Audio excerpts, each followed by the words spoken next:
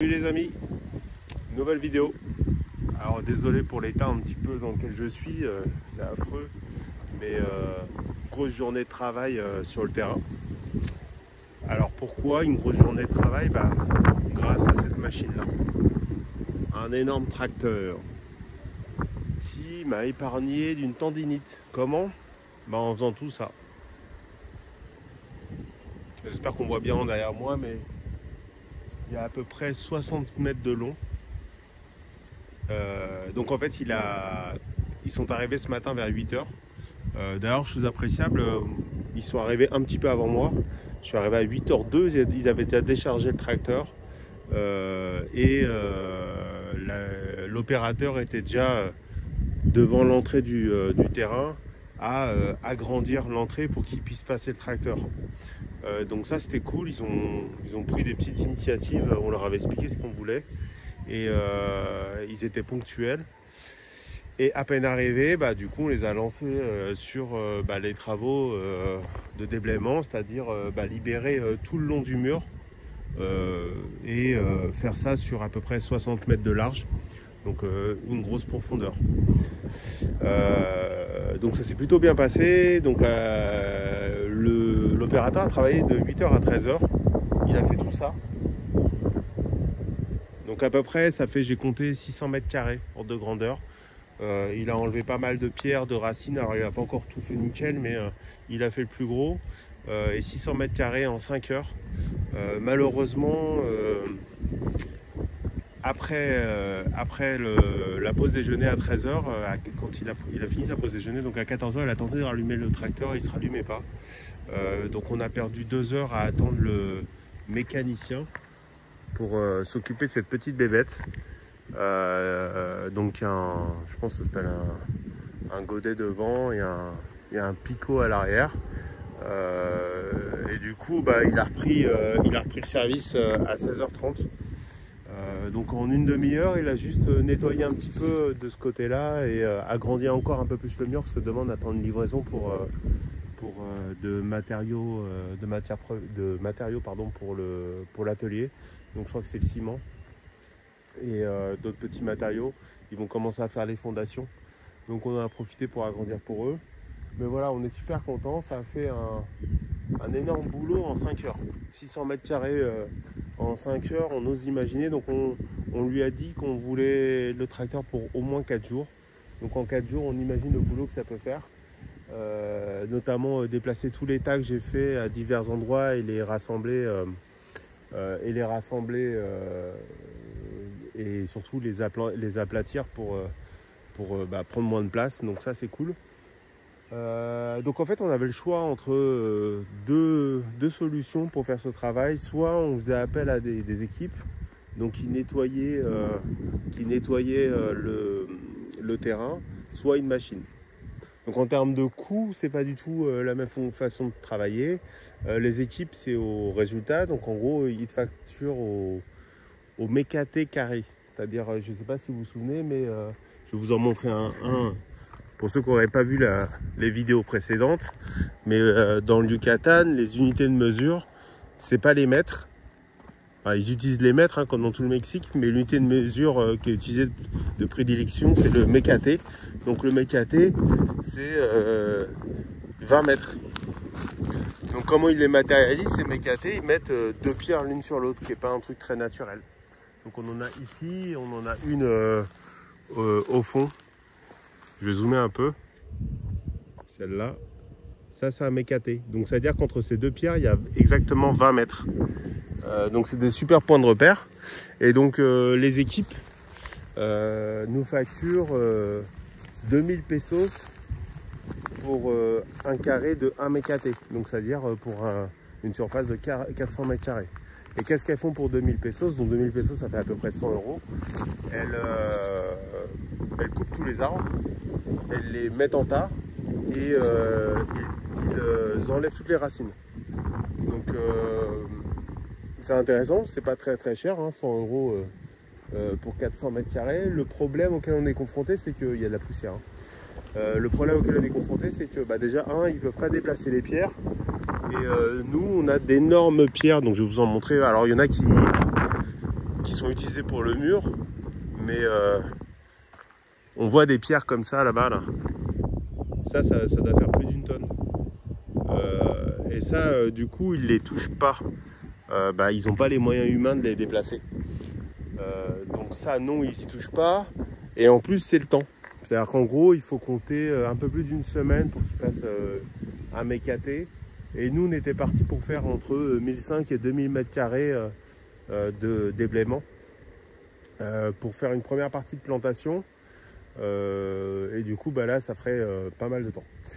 La solution de la machine, alors moi au début, je crois que je l'ai dit dans une vidéo précédente, j'étais un farouche opposant parce que ça tasse la terre. Hein. Un tracteur, ça pèse quelques tonnes. Néanmoins, la personne avec qui on a vu, il m'a dit attends, oui ça tasse, mais là ça va être ponctuel et vous n'allez pas utiliser le tracteur après, donc ça ne va pas non plus internaliser la terre. C'est exactement ce que je voulais entendre. Donc le tracteur il va être là une toute petite semaine. Et du coup, oui, ok, ça va tasser les couches superficielles, mais ça va pas non plus rendre étanche cette terre. Donc ça c'est cool. Et par contre, le tracteur, il fait tout quoi. C'est-à-dire que il déracine. Quelle que soit la taille de l'arbre, on peut lui demander de le déraciner. Alors on essaie de garder les plus grands, sauf quand ils sont dans des endroits stratégiques. Notamment en parlant d'endroits stratégiques. Donc là, il y a le mur. J'espère que je tombe pas trop vite. Hein. Donc là, il y a le mur.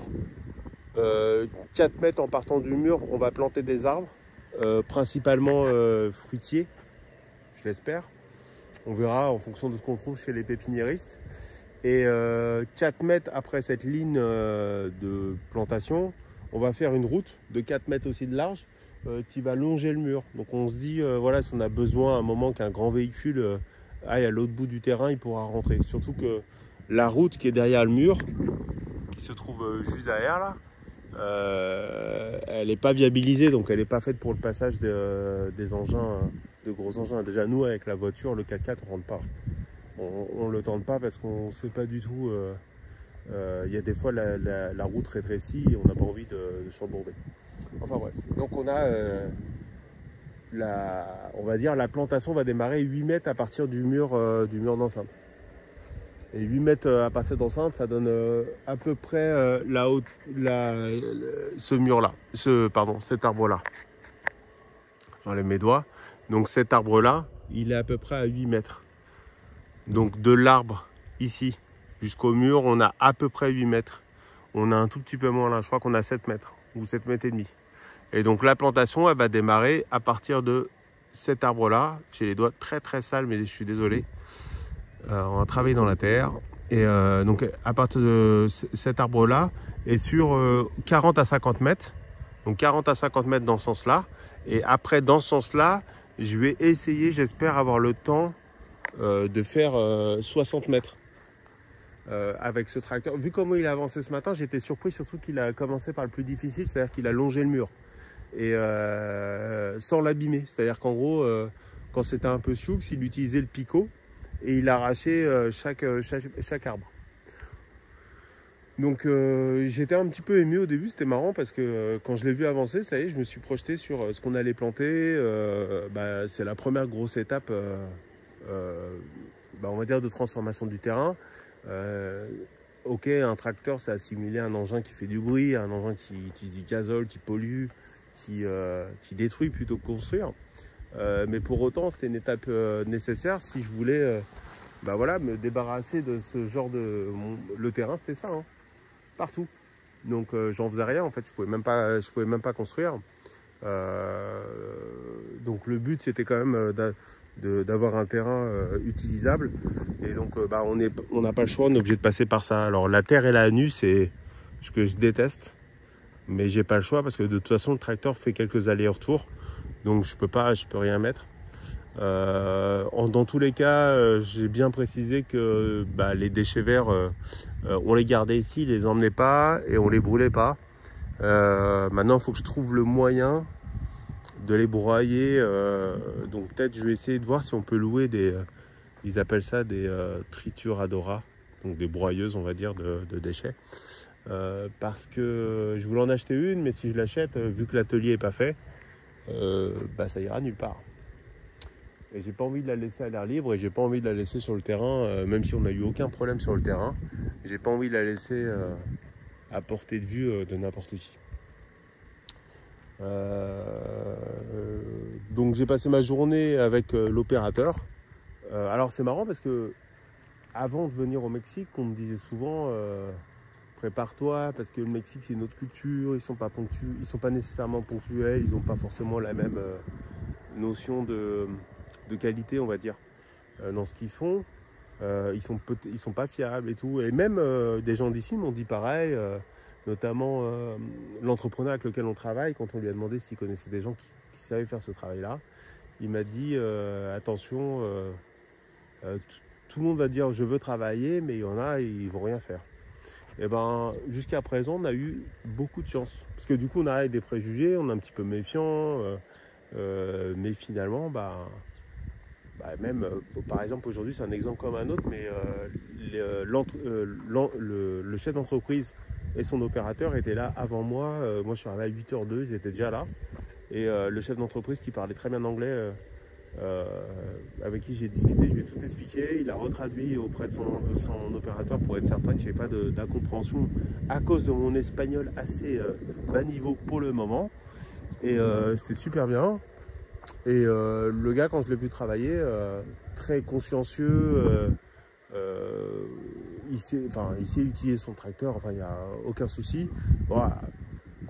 J'étais très content, mais dès la première heure, en fait, il a cassé son tracteur, enfin il a cassé le godet, il y avait une espèce de planche fixée sur le godet, je vais essayer de vous la montrer, et il l'a fait sauter, parce qu'il est allé comme un bourrin, il a voulu faire un combat avec une pierre, la soulever, la déplacer, et puis visiblement c'est la pierre qui a gagné, quoi.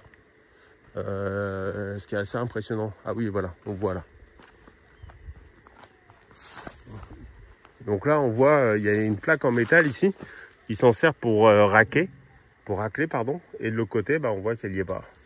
Elle y était ce matin quand il est arrivé, elle a explosé. Enfin, elle a sauté. Hein. Ils doivent juste la refixer, j'imagine. C'est rien de bien méchant, mais ça fait un bruit assez impressionnant. Autre chose, c'est du coup, j'ai eu de désagréables surprises, c'est que quand il a tout nettoyé, je me suis rendu compte qu'il y avait plein de déchets. Donc confère la petite vidéo que je vous ai faite sur les déchets, même si on est dans une zone naturelle ou éco, je ne sais plus comment ils appellent ça. Il y a quand même des déchets partout. Donc si vous n'avez pas vu la vidéo, je vous mettrai un petit i pour que vous puissiez la trouver facilement. Mais voilà, et alors désolé, j'ai pas rangé, hein, j'ai pas prévu d'avoir des visiteurs. Donc, regardez tout ce que j'ai rangé. Il y a tout. Donc il y a des choses qui sont pas du tout liées au mauvais comportement des personnes locales nécessairement. Il y a par exemple des sacs plastiques. Mais bon, ça s'envole, on voit, ça arrive sur les terrains. Par contre, il y a 3 déchets qui m'énervent. Alors le premier, c'est les verres, c'est le verre. À la limite, c'est le moins grave parce que bon, ça finit pas dans les nappes en fait. Le pire qu'on puisse arriver, c'est se blesser parce qu'il y a des tessons, il y a tout ça, parce que ça casse. En fait, ils doivent les poser sur les pierres et ils doivent tomber d'un côté ou de l'autre des pierres. Ensuite, le déchet qu'on retrouve évidemment, c'est les bouteilles de coca et de plastique dans tout genre. Ça, c'est chiant, ça finit dans les nappes, dans les plantes, c'est énervant, donc je les ramasse dès que je peux. Et le déchet qui m'énerve le plus, alors là par contre, qui est clairement lié aux gens qui passaient par le chemin, c'est les couches. En fait, il y a énorme, j'ai ramassé plein de couches. Alors ça, pourquoi je déteste ça, c'est que c'est rempli de produits chimiques. Et ça se déverse bien dans sur le terrain. Et visiblement, c'est pas des choses récentes. Hein. Ils sont pas passés cette nuit pour les jeter, mais ils sont, enfin, il y en avait un paquet, quoi. J'en ai peut-être ramassé une quinzaine. C'est des mères de famille, des pères de famille qui se baladaient avec leurs enfants le long du chemin et qui se sont dit tiens, je vais le changer, je vais jeter ça par-dessus le mur. Alors certes, il y avait beaucoup de végétation. Peut-être ils pensaient que ça allait se décomposer dans la nature magiquement comme des feuilles, comme des arbres, mais en fait non. Donc maintenant que c'est plus clair, j'espère qu'ils vont arrêter cette manie. J'ai trouvé aussi des bouteilles de vernis à ongles, alors plein quoi. Ça aussi c'est une saloperie parce que le vernis, ça se saurait si c'est un engrais bénéfique pour le sol. Mais du coup j'ai tout rassemblé parce que j'ai oublié mon sac poubelle ce matin. Je suis parti un peu à l'arrache. Mais demain j'en ai ramené 2-3 et je continue de faire le tour du terrain du propriétaire pour virer tout ça. Oui, donc bah là voilà, ça a repoussé, hein. Ça a bien repoussé. Et la dernière fois, bah justement, on est venu avec un monsieur qui a une équipe qui proposait de le faire par contre manuellement. Et j'ai marché sans faire attention sur un rejeton comme ça. Et le rejeton a traversé la semelle de ma chaussure, tout traversé, et a fini planté dans mon pied. Et c'était de la taille de mon petit doigt en fait. Et j'ai encore mal. Ça date d'une semaine et j'ai encore mal. Donc j'ai eu une petite frayeur parce que je me suis dit ça va s'infecter et tout. Et en fait pas du tout. Ça cicatrise bien. Mais le choc en fait ça a fait que j'ai eu un hématome et cette blessure ouverte on va dire. Pas de casse hein, mais ça a été hyper douloureux. Donc voilà. Donc super content. Regardez. Alors il y a un phénomène amusant, c'est que là où j'avais laissé mes tas d'arbres en décomposition, alors ça faisait pas longtemps, hein, le plus vieux il avait 3 mois. Mais du coup c'était des arbres plutôt jeunes, donc ils avaient des feuilles et tout ça. Quand le tracteur est passé, on a vu qu'il s'enfonçait un peu. Comme si la terre était plus meuble là. Donc ça avait dû commencer à se décomposer, comme il fait plus chaud, comme il pleut, il y a des belles pluies de temps en temps, ça aide à la décomposition de tout.